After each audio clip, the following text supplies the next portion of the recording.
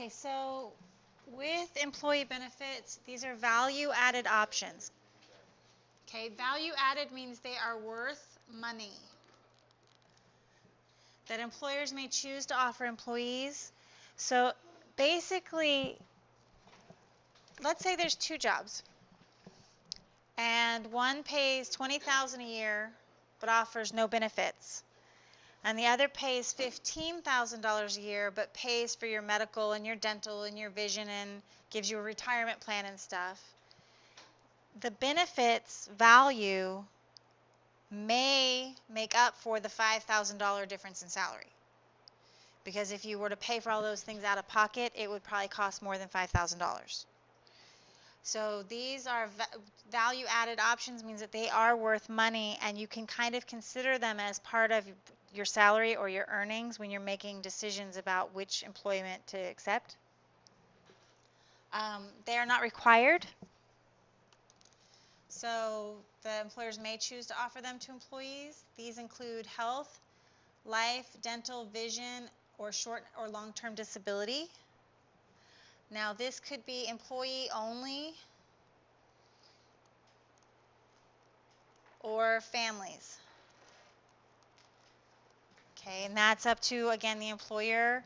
Some companies will pay for the employee's benefits, and you can tack your family on to your plan, but you pay the family's cost. Some employers will pay a portion of the family's costs. Some don't offer any family coverage at all. It just sort of depends on the insurance package that they purchase from the insurance company. Paid vacation time, these are days off with pay, and they are generally earned over some time employed. Most jobs, you don't start with vacation days. You have to earn them, and you earn so many per year, or after the first probationary period, you get a week's vacation or things like that. But usually you have to go through some hoops before you get vacation time. Paid holiday time is being paid for holidays off. This is usually if they only fall on a work day.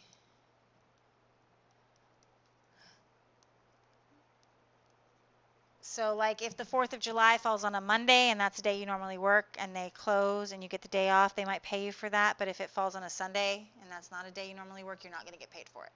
That kind of. Huh? For the holidays, it depends. Because like I said, if it falls on a Monday, but it's a normal work day, some employers will pay you for those. So like Labor Day is always on a Monday. So some employers pay for Labor Day. But like most of them won't pay for Christmas. Things like that. There's also, that kind of falls in here too, and I didn't put it in here, so you might want to just add it. We'll just put it in purple so it's sort of like there's also sick leave. I don't know why I forgot to put that in there. So these are paid sick days, and these are generally limited to so many a day or a year, and sometimes they're attached to your vacation time. So you may not have specific sick days, but you can take vacation days paid out of as sick time. So it's sort of, it just depends on how the employer has set it up. We also have retirement plans. These are employer contributed, and they may be employer only or employee-employer. Okay, so some of them, the employer pays for them outright, and some of them you pay a portion and your employer pays a portion. Sometimes there's matching, so like however much you put in, the employer will match it. It really, again, there's a lot of different types of retirement accounts out there and a lot of different ways that employers choose to fund retirement accounts and set them up and everything. So there's no way for me to go over every option. There's just too many. And then there's also pension plans, and that's kind of a little bit different than a retirement savings account. So we'll talk about pensions separately. Um, but these retirement plans can also be attached to stock options or stock ownership. And in a stock option or stock ownership plan, the employer provides stock shares to the employees. So sometimes if your retirement plan is a 401k, um, a 401k is an investment retirement plan, so the money goes into stocks and annuities and bonds and things like that. So sometimes with the retirement plan, they'll give you the 401k and their contribution to you will be partially or fully in stock from the company. So they will give you stock as opposed to giving you actual money.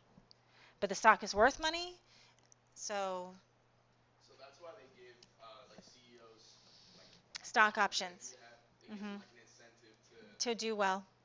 yeah. Yeah, because the better the company does. And that's the same idea with the employees. By giving employees stock ownership, you're going to work harder because if you don't work well, then the company doesn't do well, and then your stock isn't worth as much. So it's like an incentive to sort of encourage people to be their best. Plus, it doesn't actually cost the company anything, really, to give you stock options. We didn't actually do the stock market chapter this time, but the way stock works is a company, when a corporation goes public, they say, okay, we're going to have this many, like 10 million shares of stock, whatever. And we'll put 5 million out for sale, and they'll sell them. And at that point, they do get money for them. When the company itself sells the stock, they get money for them. But once the stock has left the company's hands and it's being publicly traded, the company doesn't get any more money from those stock trades. The company's overall value is based on those stocks, but the company's not actually earning money off of those stocks. And so when they have some stocks just sitting back here in reserve, they were created, but they were not purchased by the company. They were created by the company when they first went public. Didn't actually cost them anything. So then when they give you the stock shares, they're giving you something that's worth, $100 or whatever the value of the stock is, but they didn't actually have to pay $100 for it. So it doesn't actually cost them anything to give you the shares. Does that make sense? Okay. Child care leave. Okay, this specifically is paid.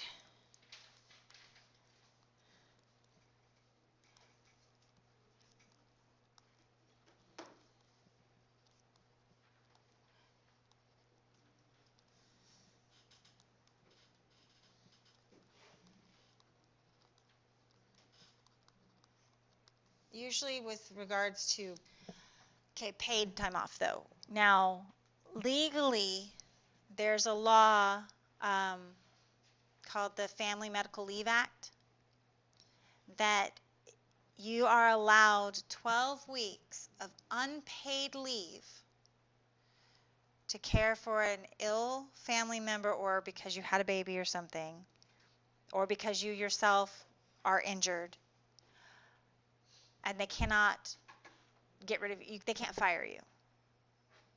Like if you go to war, right? No, that's different. I'm talking about medical. Let's say you have to have a baby because that happens. People have to have them. When they're there, you just have to have them, yeah? You can't go have a baby and then come back to work tomorrow. It just doesn't work that way. Now, if your company has child care leave, then you get paid maternity leave.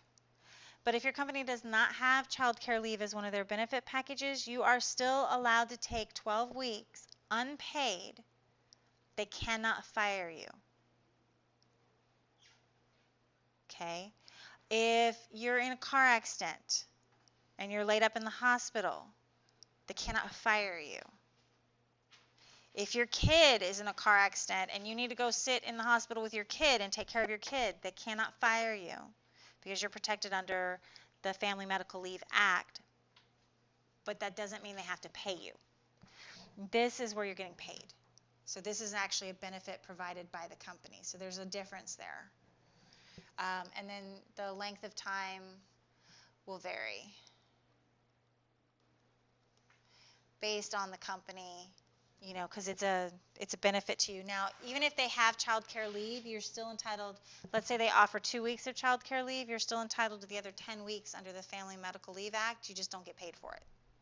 Does that make sense? Okay, so family health care versus individual health care. If the company offers family health care, it covers your family members as well as you. If your company only offers individual health care, that means it's only covering the employee. And then I told you we'd talk about a pension as something separate from the regular retirement accounts. The pension is the ultimate retirement plan. If you can get a job that offers a pension, even if the salary is slightly lower, you should take it. A pension is a guaranteed salary for the rest of your life. So from the day you retire until the day you die, you're going to get a set amount of money every year. So a normal retirement account may offer you the chance, because of investments or whatever, to have more money, but it may not. And the thing about retirement is you're planning, making a guess about how long you'll live and how much money you'll need. With a pension, you don't have to guess. It doesn't matter how long you live. You're going to get a set amount every year till you die. And that's based on an equation, which is some percentage times the number of years that you worked for the company times an average salary, and the length of time that they use to calculate the average varies depending on the company. And then that determines your annual salary from retirement on. Unemployment insurance, it's a government program, but companies have to pay for it. It covers employees that are let go through no fault of their own. So either due to a layoff or even wrongful termination, things like that. But if somebody, comes to work, steals, gets fired, they're not covered. So it has to be you've lost your employment through no fault of your own. This does not give you your full salary, but you're paid something, and the amount that you're paid varies state by state. So, some states unemployment's pretty high, some states it's pretty low. It just sort of depends. Florida's kind of low, to be honest. Your base period is the length of time the unemployment compensation is based upon, and so they take your average salary over a certain length of time. I don't know what it is in Florida, but like in California, it's a year. They look at the salary from the previous year, and then they use that to figure out how much your unemployment compensation is up to a certain maximum. There's always a maximum. Workman's comp, or workers' compensation, is basically it's an insurance.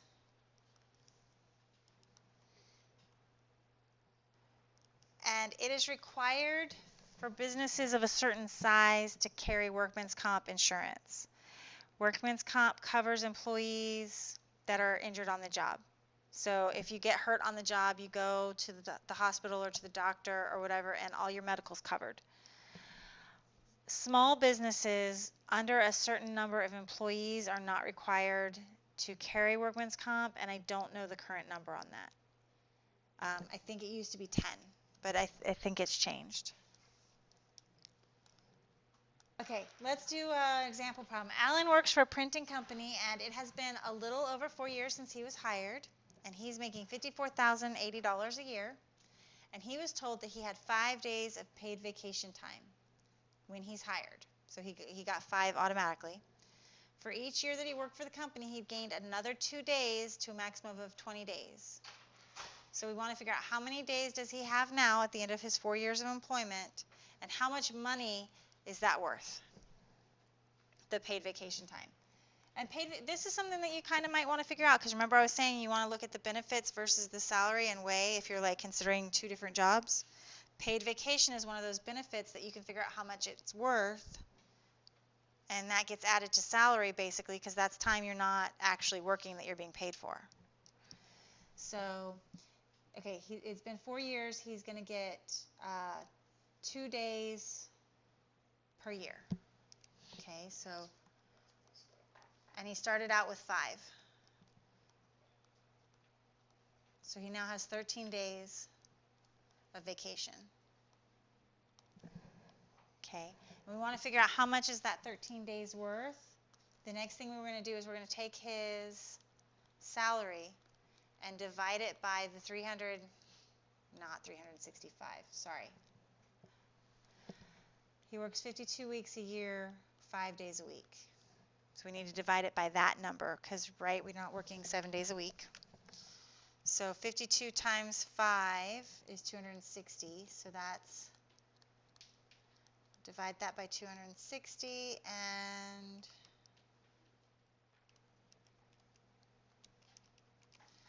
it's $208 per day that he's making. So his vacation time is worth $2,704.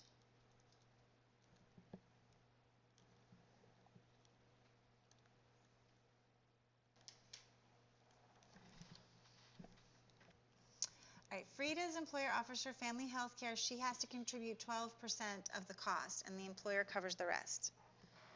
She gets paid biweekly, and $88.50 is being taken out of her paycheck to cover her part. Okay, so 12% of the total is going to equal $88.50. Okay, she's paying per week or per every 2 weeks. So that's times 26 checks. So we're going to take the 12%,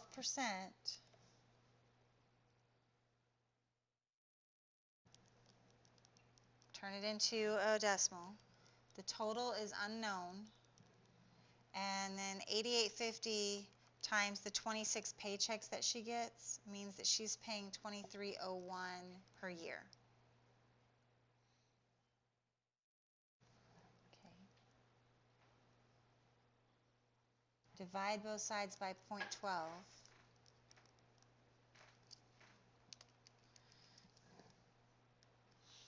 And the total is equal to $19,175. But the question is, how much does her employer contribute? Okay, she's paying $23.01. The total is $19,175.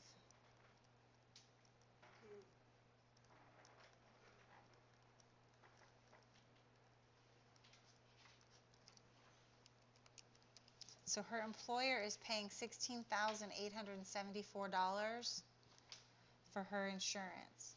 And like I said, you can kind of consider this as additional monies on top of your salary. Because if you were paying for all this insurance out of pocket, you'd be paying $19,000 for your insurance for the year. So when you look at your salary and your benefits, if the insurance, if they're paying $16,800 for your insurance, that's like $16,800 in your pocket that you don't have to pay. So it's almost like earning that $16,000 more than what they're actually paying you. Does that make sense? Yes? No? Okay. Okay.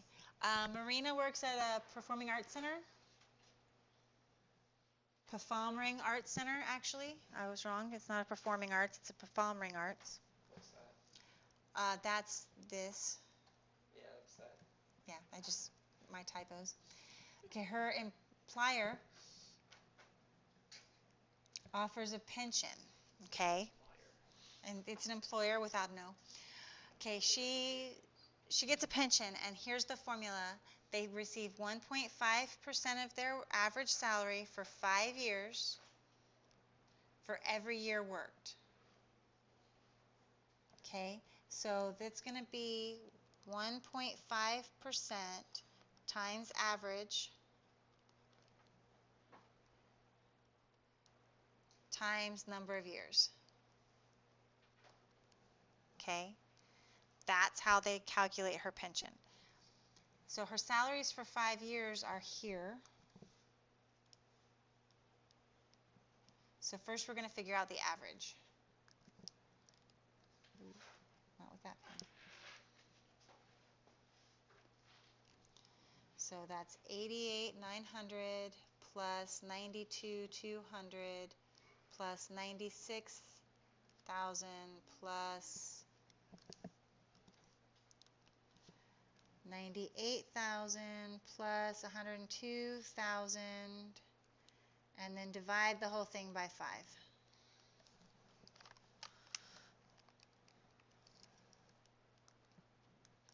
Okay, so her average salary for those 5 years is 95420. So we're going to convert this to a decimal by moving it over 2 places. So that's 0.015. Her average salary goes here, and the number of years she worked for the company was 25 years. So we multiply all these together.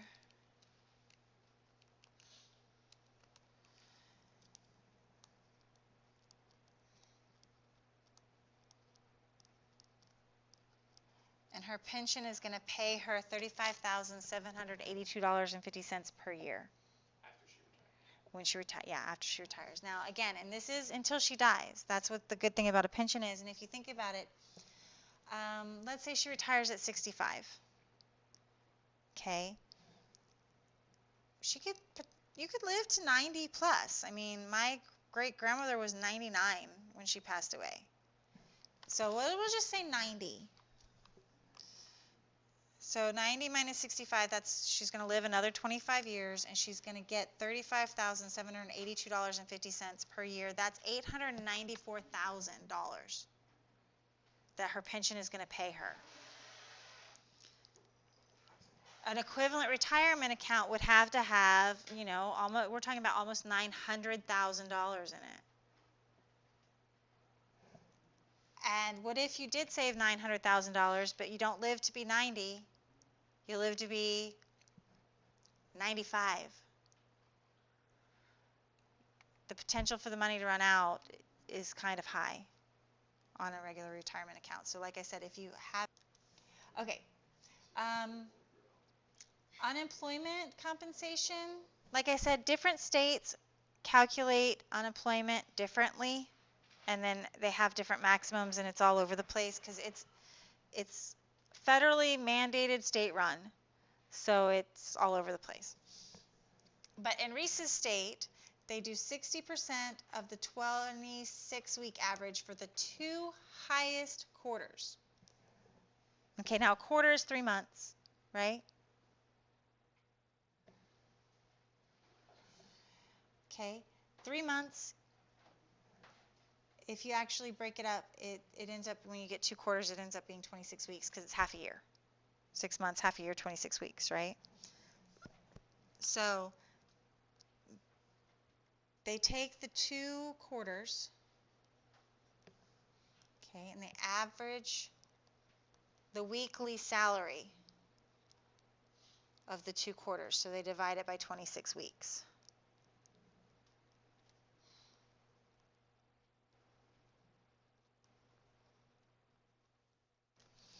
So you take the 9024 and the 9800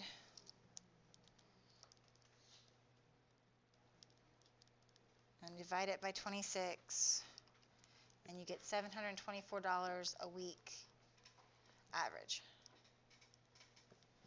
Okay, then their unemployment compensation is 60% of that. So I take 60% times the 724, and they're going to get $434.40 per week. Okay. Unemployment has annual maximums It has a weekly maximum. And then there's a formula. Now, unfortunately, sometimes the weekly maximum, if you were to actually get paid the weekly maximum for every week of the year, it would go above the annual maximum.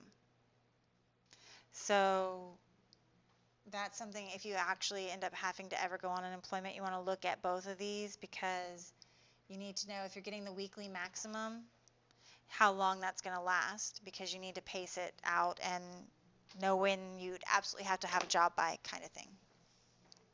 Make it too much work to happen. Okay, Wanda lives in the same state as Reese. Her weekly unemployment is $360. What are the total 26 weeks earning for her highest 2 consecutive quarters? Okay, so remember we did the total divided by 26 is equal to is equal to the average. And then we did 0.6 times the average is equal to the unemployment. Those were the steps we took. Now we're going to go backwards. Okay, we know the unemployment is 360. What we don't know is the average. I'll just call that A. So I'm going to divide both sides by 0.6. So 360 divided by 0.6 gives me $600. And then I know that the average was $600, but I didn't know the total, so I'll call that T. So if I multiply both sides by 26, the total for her 26 weeks was $15,600. Laura also lives in the same state, and she made the same weekly salary for each of the 26 weeks, and she's getting an unemployment check for $570. If she makes the same salary every week, what's her average going to be?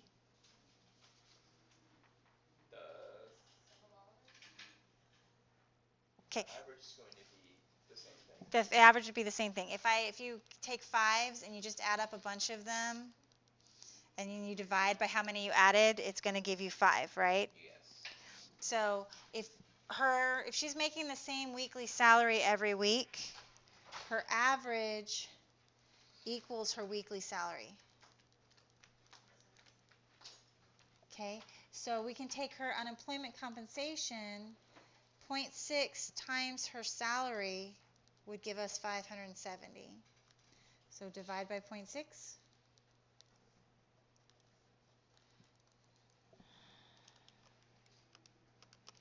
And that's going to be $950 per week.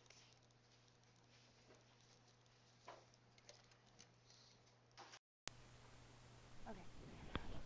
So your maximum taxable income only applies to Social Security. There used to be a maximum taxable for Medicare as well, but several years ago they got rid of that. And there's no maximum taxable for income tax. There's no maximum taxable for Medicare. So it doesn't matter how much money you make on income tax and Medicare, they're going to charge you taxes on those. But on Social Security, there's a maximum taxable income. So this is the most of your money that they can tax. Now, a lot of us will never actually reach that amount because it's 130.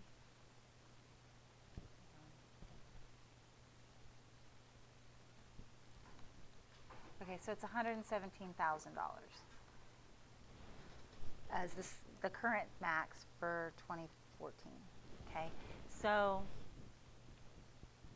if you make more than $117,000, they can only tax you on the first $117,000 you make, and then everything you make over that, they don't tax you on that for Social Security. But again, that's only for Social Security. Your Social Security number is a unique 9-digit number used to identify you for tax, Social Security, and Medicare purposes. And people sometimes don't think about how many possible combinations there are of 9 digits. There are 1 billion possible number combinations for 9 digits. Because each slot, each of the 9 digits, that's your Social Security right there, has 10 possibilities, 0 through 9. And they can repeat. So you end up with 10 to the 9th, or 1 billion possibilities. Now, will they have to reuse them at some point? Yes. Probably. There's currently somewhere around 3.5 to 4 billion people on the planet. Obviously, they don't all live here. We don't have anywhere near 1 billion people in the United States. And Social Security has only existed since the 1930s. So they're not reusing numbers yet, but eventually they will probably have to reuse them or expand them. Add one more digit and you get 10 billion possible combinations. Probably they'll expand it, yeah. Did you have a question? Okay. So we've got, so Ramino got his first job in 2006. And in that year, Social Security tax was 6.2%. It is still 6.2%. This has not changed. This is still current.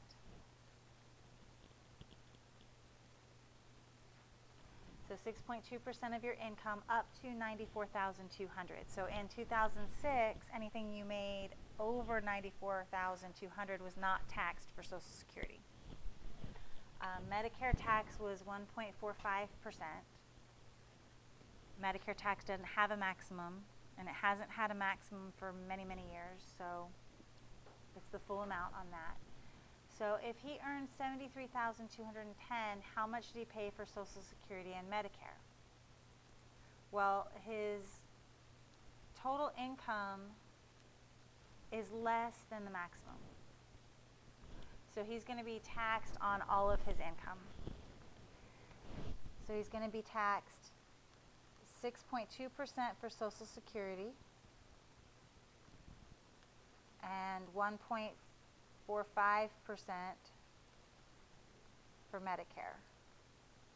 Now you can't add those two things together. You can't add the 6.2 and the 1.45 and then do the multiplication. It doesn't work that way. So we're going to have to calculate each of these individually. Okay, so 0.062 times 73,210 is 4,539.02, and 0.0145 times our same number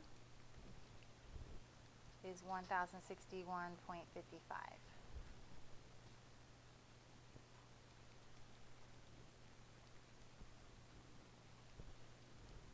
For a grand total of $5,657. Now, when you file a tax return,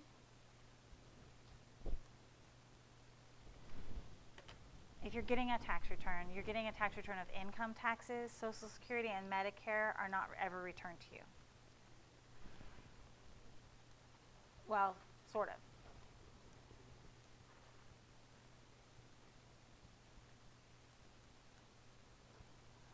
They are returned in the form of benefits.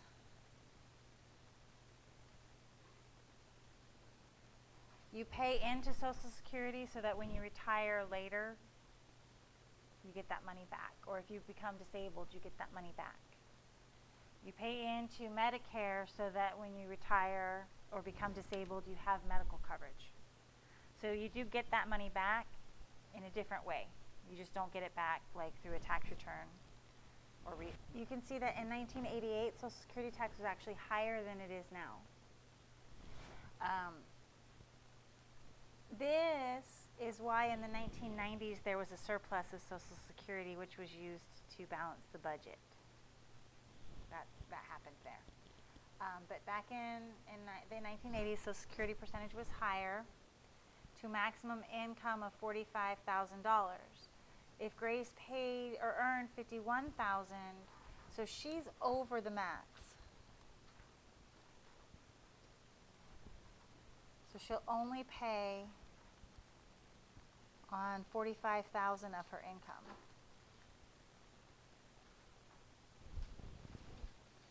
Okay, so we're going to take that 0.0751 and multiply it by 45,000.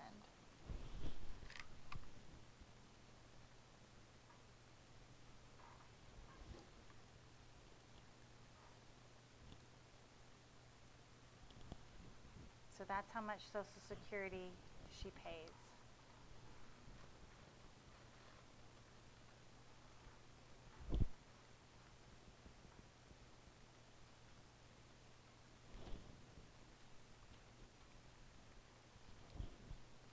The last $6,211 that she makes during the year, she will not be taxed on. Not for Social Security anyway. We can do another part of this problem. We can answer the question, what month does she hit her maximum?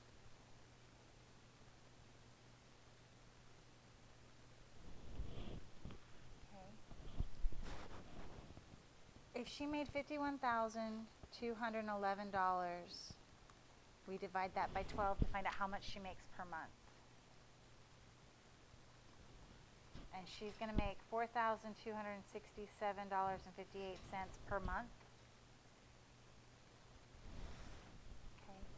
The maximum is $45,000. We divide that by 4267.58.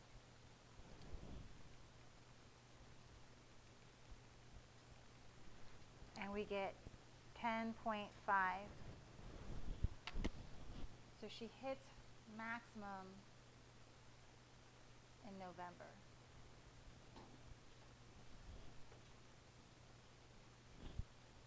Which means that in December,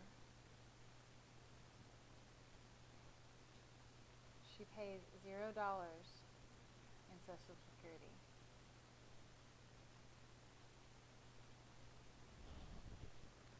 She'll pay on the $4,267. So if you were asked that, you could say January through October.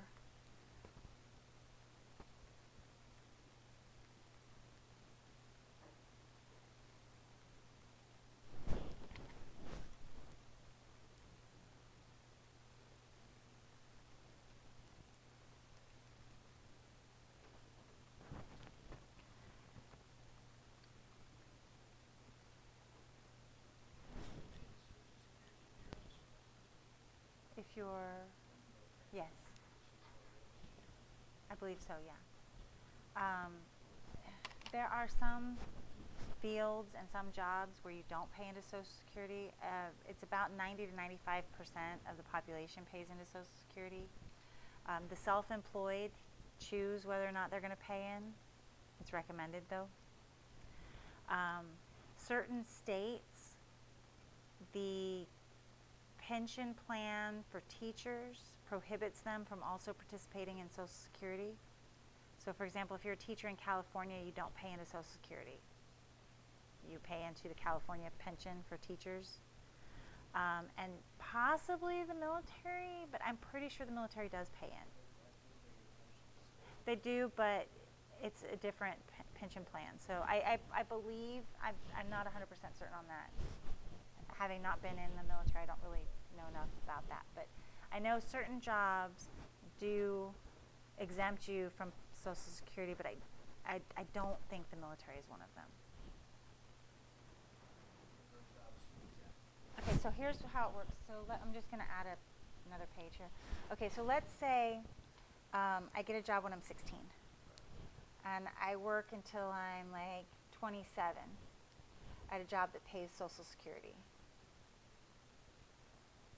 I have paid some amount of money in. That's gone in. Now let's say when I'm 27, I get an exempt job. Okay. Now here's what will happen. One of two things will happen. I'll retire, or I'll work for some number of years and then get a non-exempt job. Right? I mean, that's the two paths way. If you get a non-exempt job, you get more money in. When you retire, regardless of whether you did this or this money you already paid in, you do get that back. But your monthly payments will be very small because you had a very short job history paying in, and probably 16 to 20 whatever minimum wage, you're in high school, you work a certain time, then you go to college, you know what I mean? It's going to be not a lot of money going in when you're really young. But that money went in and you are entitled to that money. So as long as you paid something in, you will get that money back. It's just going to be a very small amount. It's this many years here where you're in this exempt job, where you're not putting any more money in, that is making your Social Security benefit very small. And then if you do it for some number of years and then go to a non-exempt job, well, then you start putting more money in, and it just depends on how many years you do this, how big that will get. Social Security Bureau puts out reports. I want to say it's every couple years. I don't think it's annually, where they send you in the mail like your Social Security snapshot. Like if you were to retire today, you would get this much money per month. Yeah, they do.